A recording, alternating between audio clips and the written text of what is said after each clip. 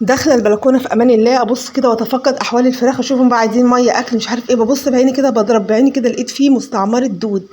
عارفين يعني ايه دود يا جماعه؟ لدرجه ان الفضلات بتاعه الفراخ من كتر ما انا ما بكنس تحتيهم ولا بعمل اي حاجه وسايباهم كده على الله حكايتهم، ببص كده بعيني قلت ايه المنظر ده. فالمهم بقلب كده لقيت الدود كتير، كل ما برفع بلاقي دود. ايه ده؟ بشيل حته القماشه اللي انا كنت حاطها لهم دي عشان تدفيهم، لقيت الدود تحتيها عامل مستعمره. عارفين يعني مستعمره؟ بصوا انا هوريكم، مش عايزه اقرفكم بس هحاول اوريكم المنظر، بس ايه ما تركزوش قوي معايا، ما تركزوش مع المنظر. طبعا عايزه اقول لك البلكونه دي داخل عليا رمضان. عارفه يعني ايه رمضان؟ يعني هطلع الفرش يتشمس فيها والبطاطين والسجاد يتشمسوا كده وياخدوا تحميصه حلوه كده. فده منظر بلكونه. انا لو جوزي شاف المنظر ده، الفراخ دي مش هتخش بقى البلكونه تاني، مش هتخش البيت تاني، هيلغي لي فكره ان انا اربي فراخ دي خالص في اي حته في البيت. هو كل اللي يجي يفتح البلكونه اقفلوا بسرعه، الجو ساقع، انا عامله ان الجو ساقع فمحدش يفتح البلكونه حتى لو بالنهار كده والشمس طالعه، اقفلوا بسرعه باب البلكونه ده احسن الجو ساقع. ليه كل ده؟ ليه؟ لان انا عارفه ان لو فتحنا باب البلكونه الريحه كانك بالظبط عارفه، عزكم الله حوش البهايم، كأن بالظبط انا مربيه بهايم. يعني مستحيل يكون دي فراخ بيضه رقيقه كده حلوه، لا يعني هو الريحه والمنظر تحس ان عارفين انتوا الروث بتاع عزكم الله للبهايم، هو حتى شوفوا هو يعني كتلته كده عامله زي الروث بالظبط. شوفوا الدود بيتطير ازاي، شايفين الدود؟ طبعا انتوا مش شايفين، او احسن ان انتوا ما تشوفوش، مش عايزه اقرفكم اصلا.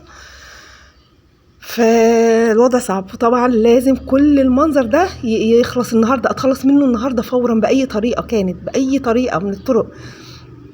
المهم خلاص خدت قرار ان انا لازم انضف البلكونه، بس مش عارفه اودي الفراخ فين. الفراخ مش عارفه اوديها فين، الفراخ قدامها بتاع يومين لان انا مش فاضيه لها النهارده. هتقولي بحيهم حطيهم في الفريزر، مش فاضيه لهم النهارده، ورايا بوتاجاز عايز يتعمل، ورايا الصاله عايزه تتعمل، ورايا حاجات كتير جدا عايزه تتنضف، فمش فاضيه بصراحه.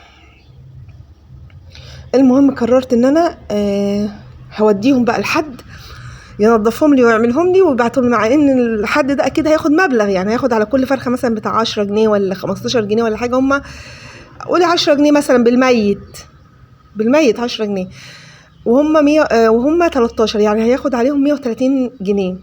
برضو لا، مش سكتي انا خالص ان انا ادفع 130 جنيه عشان حد ينظف لي الفراخ دي. وانا رحت فين؟ وانا إيه يعني كسحت ولا حاجه لا قدر الله؟ لا. فانا قلت خلاص انا هخليهم لحد بكره، لان حرفيا النهارده انا مش فاضيه. النهارده انا خلاص خدت قرار، وجوزي مصمم ان البوتاجاز ما يباتش كده تاني، خلاص البوتاجاز ده لازم ينضف النهارده. لكن هو لسه ما اكتشفش موضوع الفراخ، فهو ساكت عن الفراخ. يعني على ما يكتشف، هو ان شاء الله مش هيكتشف، لان انا هشيل بقى القرف ده كله خالص وهتخلص منه. فعلشان بقى ما يكتشفش المنظر ده لازم اعمل بوتاجاز النهارده. فانا قلت خلاص قررت ان انا، بس مش عارفه بقى احطهم فين النهارده. يعني انا لازم البلكونه دي برضو النهارده، يعني انا عندي مهمتين النهارده، مهمه تنظيف البلكونه ومهمه تنظيف البوتاجاز، دول مهمتين اساسيتين. والحمد لله النهارده جوزي معزوم في بره المنطقه اللي احنا فيها خالص، يعني يعتبر معظم اليوم مش هيبقى موجود اصلا، وهيتغدى بره وكل حاجه. فالعيال هضحك عليهم النهارده باي اكل كده وخلاص، هعمل لهم شويه مكرونه بصلصه مع شويه بطاطس مقليه كده وخلاص، وناكل اي حاجه ونقضي اليوم يعني. فاهمين قصدي ازاي؟ العيال هقدر اضحك عليهم في موضوع الاكل ده. فكده حته الاكل دي خلاص انا يعني ايه، ما بقتش عبء عليا، ما بقتش عائق قدامي. الحمد لله ربنا بعت العزومه دي كده من السماء رحمه بيا، لان انا لو كنت هطبخ بقى النهارده كنت هاخد فرخه من دول واقعد انضف فيها اليوم كله، واقعد اطبخ جنبها رز وطبيخ ومش عارف، ونعمل شويه سلطه، فخلاص اليوم بيتاكل يعني. هتقولي لي اليوم 24 ساعه ايه يوم اللي بيتاكل؟ ما هو انا عارفه ان اليوم 24 ساعه، بس واحده زي حالاتي على ما بتقوم كده تتحرك بيكون الظهر اذن، فخلاص اليوم ما بيبقاش فيه بركه سبحان الله. فيلا قلت خلاص مش مشكله، انا بقى هشوف لهم صرفه كده، مش عارفه ابيتهم فين. المشكله عندي مش دلوقتي الشمس طالعه والدنيا حلوه وتمام، المشكله عندي في الليل، فتره الليل التلج اللي انت بتبقي قاعده ومتغطيه ب40,000 بطانيه وسقعانه. فاللي هو دول هوديهم فين انا بقى في اللي هي فتره الليل دي، على ما النهار يطلع بكره ان شاء الله واعملهم وابعهم واحطهم بقى في الفريزر، لان خلاص هم كده خلاص يعني كتر خيرهم قوي، جابوا اخرهم معايا، ما لهمش عيش معانا تاني خلاص بعد القرف اللي هم عاملينه في البلكونه، وبعد الدود المنال ب60 نيله اللي بهدلوا لي البلكونه. لا ومش كده وبس، مش عايزه اقرفكم، يلا ما علينا، مش هقرفكم اكتر من كده. انا قلت بقى خلاص اشيل بقى كل البطاطين وكل العك الاسود اللي انا عاملاه والحزن المغلي اللي انا حطاه في البلكونه ده خلاص بقى، ده خلاص مهمته انتهت. واصلا البلكونه دي المفروض يا جماعه لو لقيتوني بربي فيها تاني فوقوني فوقوني، ما تقعدوش تتفرجوا عليا، فوقوني كده ويعني ترخ قولوا لي ايه اللي انت بتعمليه، انت ناسيه، انت ناسيه المأساة اللي انت كنت فيها من شهر مثلا؟ ما انا اكيد دماغي يعني هتكوني تاني بعد شهر مثلا. فساعتها قولوا لي لا ما تعمليش حاجه زي كده، وتصرفي وشوفي لهم اي مكان تاني على السطوح ولا في اي حته. وانا فعلا لازم يا جماعه لسه على البوتاجاز 5 دقايق كمان او 10 دقايق. هتاكلها نيه يعني؟ هتاكل بطاطس نيه يعني؟ والله تاكل بطاطس نيه؟ ماشي. صاحبك مين ده؟ بتخنق منه اصلا، خنيق قوي، مش منظر يعني.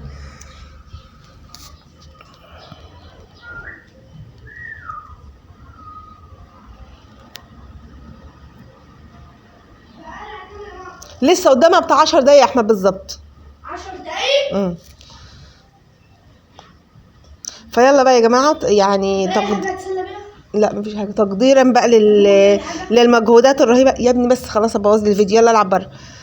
هناك في جزر في المنور، اشيل لك جزريه. فتقديرا لمجهوداتي النهارده في الفيديو، فبالله عليك حطي لايك للفيديو لو انت بتحبيني، يعني لو انت من ال5 6 اللي بيحبوني حطي لايك للفيديو واشتركي في القناه، ويعني لو تكرمتي شيري الفيديو كده علشان ينتشر ويشتغل، يعني يشتغل ويجيب مشاهدات حلوه. وصلي بنا على النبي كده، اللهم صل وسلم وبارك على سيدنا محمد افضل الخلق وعلى اله وصحبه وسلم. اذكروا الله الا بذكر الله تطمئن القلوب. لا اله الا الله وحده لا شريك له، له الملك وله الحمد، يحيي ويميت وعلى كل شيء قدير.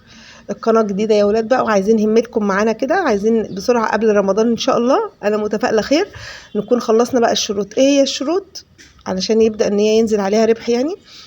الشروط يا ستي 1000 مشترك و4000 ساعة مشاهدة، يعني حوالي كده 70,000 مشاهدة على مجموع 70,000 مشاهدة على مجموع الايه الفيديوهات كلها، يعني فاهمين قصدي ازاي؟ فيعني انا تقريبا مشاهداتي دلوقتي مجموعهم حوالي 15، فلسه بدري يا دوبك بس كملت 1000 ساعة. بس انجاز برضو 1000 ساعة، انا حاسة ان هو انجاز في وقت قياسي. كملت 1000 ساعة في مثلا هنقول ايه في 4 ايام، ففاضل 3000 ساعة تانيين. تقولي 12 يوم تانيين ان شاء الله باذن الله، وممكن قبل ال 12 يوم كمان نخلص، ممكن قبل ال 12 يوم. فاحنا يعني نشد بقى حيلنا كده معايا شويه، واتفرجي على الفيديو من اوله لاخره لو انت بتحبيني، يعني الناس اللي بتحبيني اسمعي الفيديو كله الكام دقيقه كلهم من اول دقيقه لاخر دقيقه. وطبعا دوسي اشتراك عشان نكمل 1000 مشترك. وايه تاني يا ولاد؟ وكومنتات بقى كتير عشان الفيديوهات تنتشر وتنتشر وتتوغل وتستمر. فبس كده ماشي. القناه زي ما بقول لكم كده خلاص، ما هي ما قربتش، احنا لسه يا دوبك في ربع المده يعني. مش هما انا بقول لكم 4000 ساعه، 4000 ساعه مشاهده، انا عملت 1000 ففاضل 3000 ساعه. قولي بلاش بالساعات عشان ما تتلخبطوش. قولي مثلا لو انا محتاجه 60,000 مشاهده، عملت انا منهم 15 ففاضل 45,000 مشاهده. فرقم على فكره مش حاجه سهله يعني، بس يلا مش مشكله، الحمد لله خير، ربنا يقوينا ويعيننا. وانا متفائله خير ومتفائله ان هي هتتفعل وهتخلص وهتتراجع، وهنفرح بقى كلنا كده في رمضان، ويبقى وشها حلو علينا كده ان شاء الله باذن الله. هنا جبت بتاع اللي هي اللي عامله زي سكينه المعجون دي، وبدات ان انا اكحت بقى بيها كده، اكحت الروس والفضلات اللي هي يعني انا بجد حرام عليا اللي انا بعمله في حق البلكونه دي. يعني بصوا لو بتتكلم كده، لو هي كائن حي يعني هتعمل فيها كتير. البلكونه دي المفروض مكان كده نتنفس منه، يدخل لنا كده هوا جديد وشمس، وهي نظيفه حلوه جميله ما شاء الله، جوزي مظبطها لي وموضبها لي والسيراميك ومش عارف ايه. فالمفروض دي مكان كده نحط فيها كرسيين ونبقى قاعدين فيها كده قاعده رايقه، نفطر فيها، نشرب الشاي كده ونقعد في الشمس. انا عاوزه اقول لك امبارح زوجي كان عاوز يقعد في الشمس شويه، فبقول له اجري اقعد على السطح، فافتكرت ان السطح منيل ب60 نيله. قال لي لا لا لا انا اقعد هنا في البلكونه. قلت له لا البلكونه ما فيهاش شمس خالص، وقعدت اقفل في باب البلكونه والستائر. قلت له لا لا لا ما تخش. قال لي يا بنتي انت بتمنعيني كده ليه؟ قلت له لا لا البلكونه مش هتبقى حلوه خالص، اطلع فوق، مع انه فوق اصلا زي الزفت برضه. فالمهم هو خلاص نسي، قعدت اغلوش كده على الموضوع عشان ما يقعدش يعني في البلكونه ولا يطلع على السطح، وخلاص نسي ان هو كان نفسه يقعد في شويه شمس كده يتشمس يعني كده. هو قاعد وقال لي اعملي لي كوبايه شاي بليمون كده، حاجه على الرايق يعني، بس للاسف ما عنديش مكان للكلام ده. فقلت لا يا بنت حرام، يعني عيب عيب اللي انت بتعمليه ده، عيب. يعني الراجل عاوز يقعد كده في مكان، يعني نفسه يقعد في البلكون عادي، مطلب عادي جدا، حاجه عاديه جدا، مش حاجه يعني خارقه للطبيعه ولا لا، حاجه مطلب يعني طبيعي جدا. قعدت اغلوش عليه ونسيته المطلب بتاعه خالص، ونسيته ان هو يعني ايه يقعد في الشمس 10 دقايق، ما عندناش احنا الكلام ده، مفيش مكان للكلام ده. فقلت لا، لسه الشتاء بدري وهيبقى حابب برضو، والعيال برضو يبقوا براحتهم، يخشوا البلكونه براحتهم، مثلا لو حد رن الجرس تحت ولا حاجه يبصوا كده من البلكونه. لكن انا عارفين مسمكراها، عامله لها كده سمكره مسمكره كده.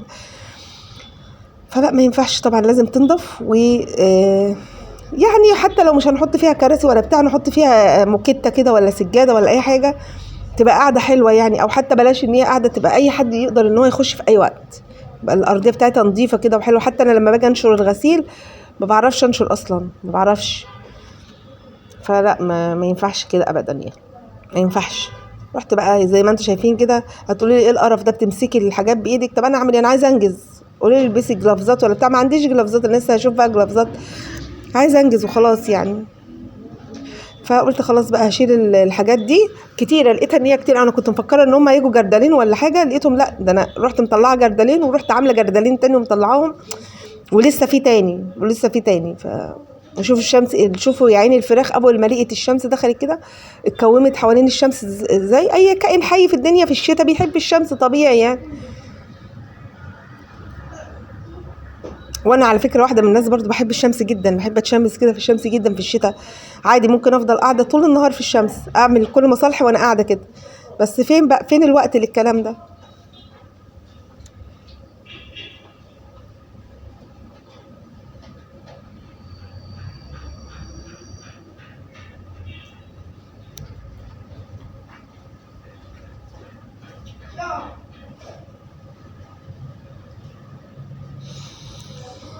لا اله الا انت سبحانك اني كنت من الظالمين. لا حول ولا قوه الا بالله العلي العظيم. استغفرك ربي واتوب اليك.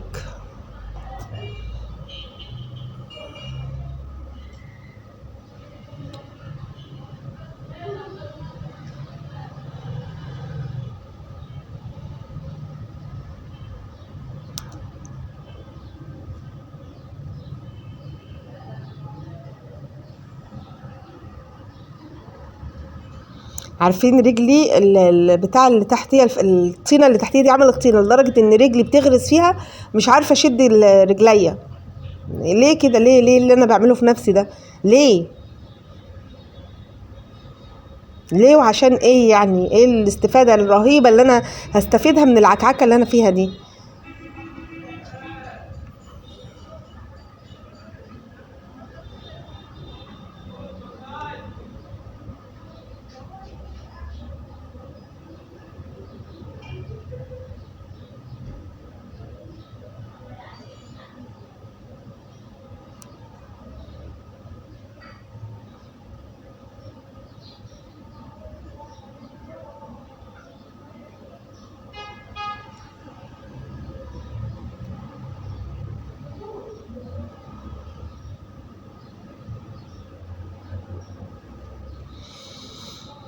لا حول ولا قوة إلا بالله العلي العظيم. لا إله إلا أنت سبحانك إني كنت من الظالمين.